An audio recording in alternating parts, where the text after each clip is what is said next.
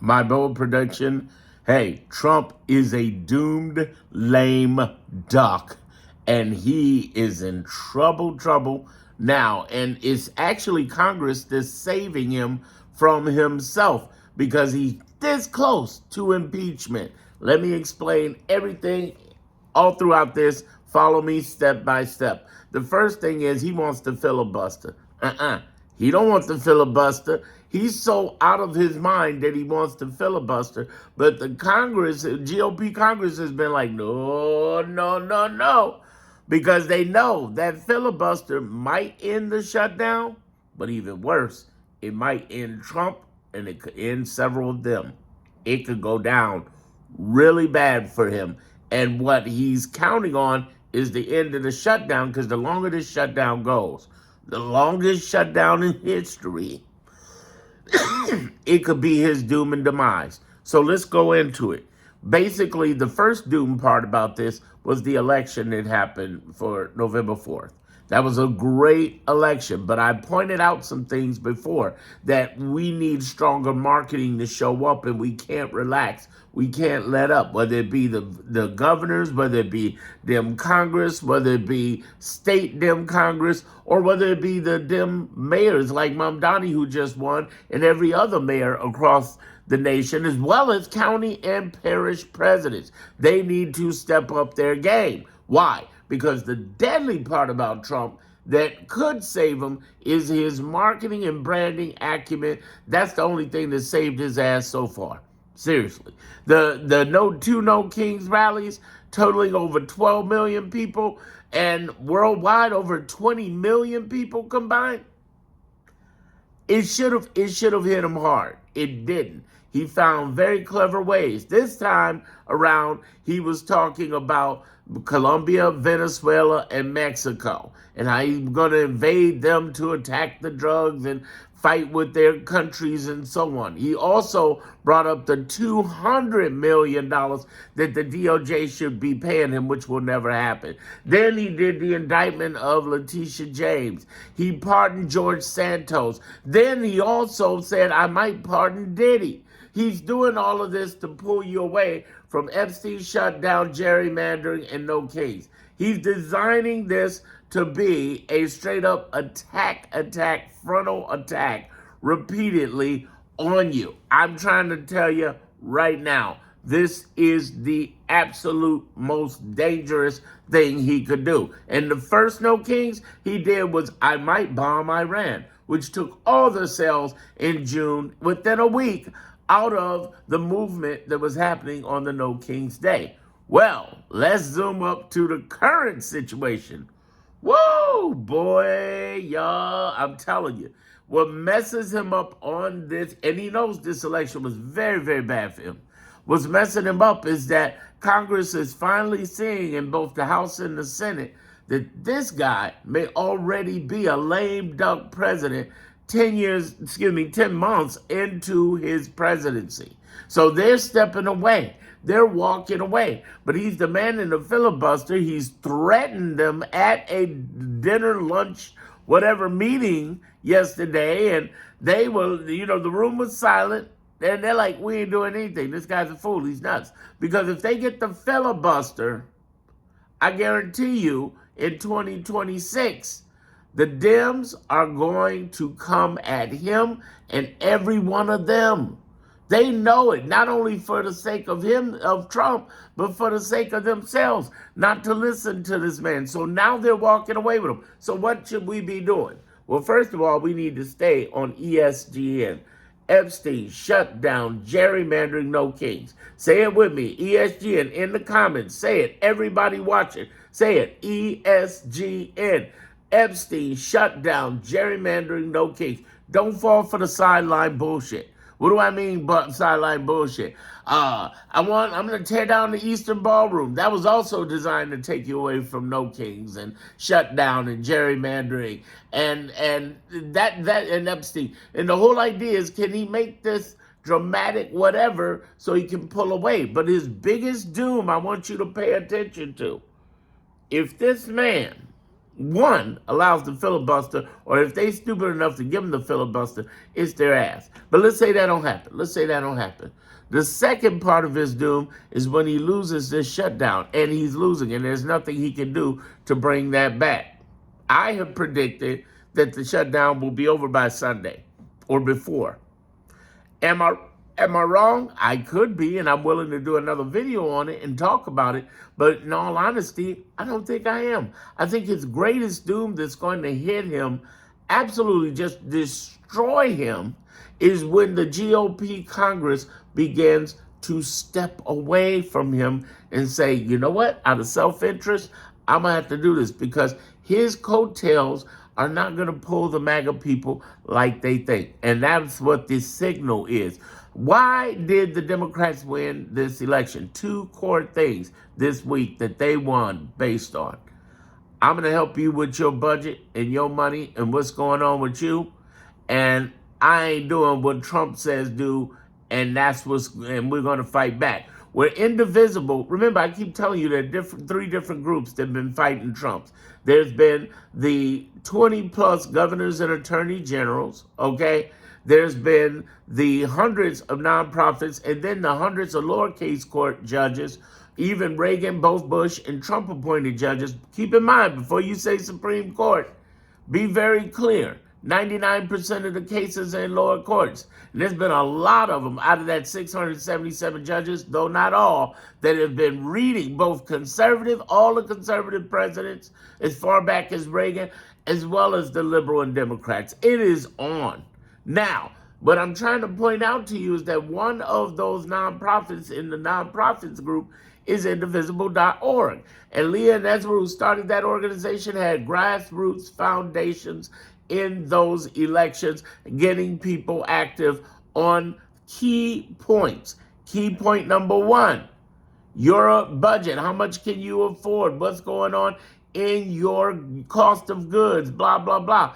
Then key two is Trump policies hurting you. Stupid, crazy. And this is where Kamala Harris, where I worked on Kamala Harris's campaign. And they're the ones that people from over there, after the math wasn't math, and then after you know what was stolen, they were the ones saying, get over to Indivisible. So I went over to Indivisible, and the first thing they said is where Trump is weak at, and they're absolutely right, is in the regionals. See, nationally, he's got it. But when you start talking about state rights, when you start talking about county, parish, and cities, even in red states. Remember this, the largest red states, Texas and Florida, all of their cities are blue, and those cities are within blue counties. Places like South Carolina, North Carolina, blue.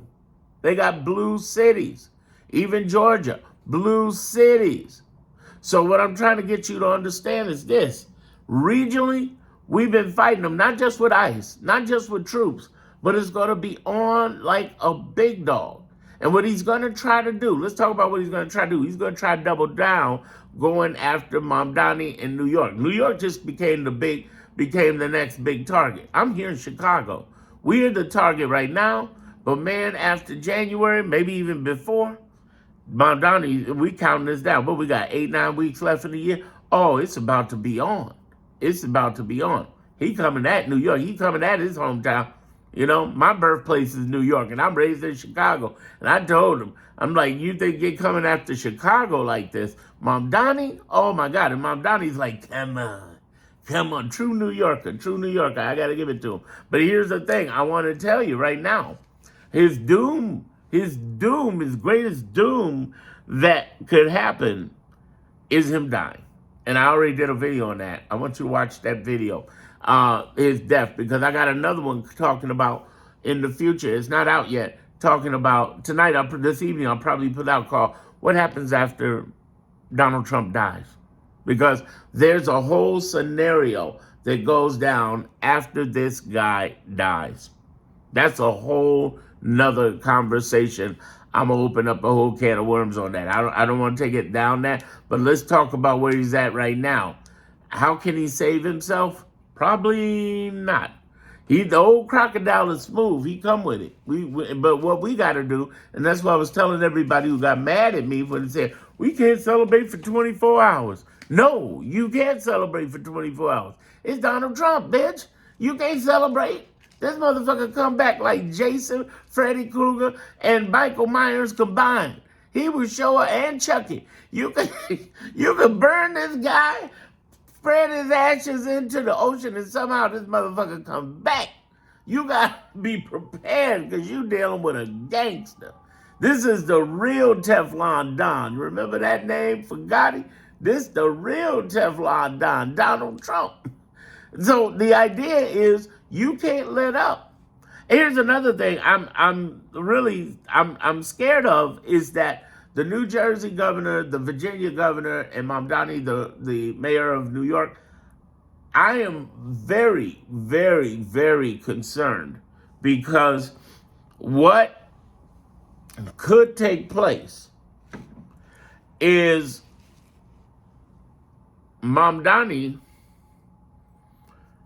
and these two ladies could lose their focus on everything. See, the biggest mistakes the Democrats have made in the last 41 months, and I'm not talking about Congress. Congress leadership with Schumer and Jeffries have been a hot mess. This shutdown is the only thing they've done really 100% right. But here's the thing. They just need to hold the line there. The governors have been saving our asses by the hundreds of billions. They're the ones behind fighting. Them and the nonprofits are behind, like the ACLU and the NAACP and others have been fighting like crazy to make sure Trump doesn't take money away that was already appropriated by Congress. They're the ones that brought Medicaid back. You know, Medicaid was frozen for about a week and a half, and everybody jumped in on his ass. Now, the problem with the governors and attorney generals is this. With the exception of a few of them, like, Gavin Newsom now over the last 6 months, J.B. Pritzker. We hadn't heard as much from Shapiro, but he can jump in when he jumps in. Hochul and DeWitt need to be speaking out more. The Maryland governor, Brother Man, he's speaking out more. And then you have, as far as the attorney generals, the main one is Letitia James and the Asian cat from, I think, Connecticut. They're the only ones who've been clapping across social media on a daily basis like that. See, they need to, all of them need to be following the AOC Jasmine Crockett model, okay? The AOC, the AOC Jasmine Crockett model. If they follow that, they're going to win. And they're going to continue to win the narrative. The marketing today is the most important thing. And I'm not saying that from 30 years marketing, branding experience, just common sense. Because when you look at Donald Trump, he's not interested in movements and activism. He's interested in how he can market his position and do what he's doing and be able to manipulate and use the GOP as well. That's what he's interested in. So if he can do that, he wins. If he doesn't do that, it's his ass. And right now, his, again, biggest doom is when you got GOP walking away from you, that means you can't run shit. For real. And that's the way it usually goes. GOP, the Congress, ever since Washington, our first president, has been one to have their own fucking agenda, even if they're in the same party. But in this case, as it relates to Trump, he had an iron tight hold on them for months. And now they sense weakness. This election has got them stepping away from things. And plus, he's unreasonable with what he's saying. What I'm saying, he's always unreasonable. But this is especially unreasonable when you want the filibuster. Because what you're telling people is, I want to give them the power to indict me, to impeach me, and to go after the rest of you. See, you can go after fellow Congress people, right along with going after the President of the United States.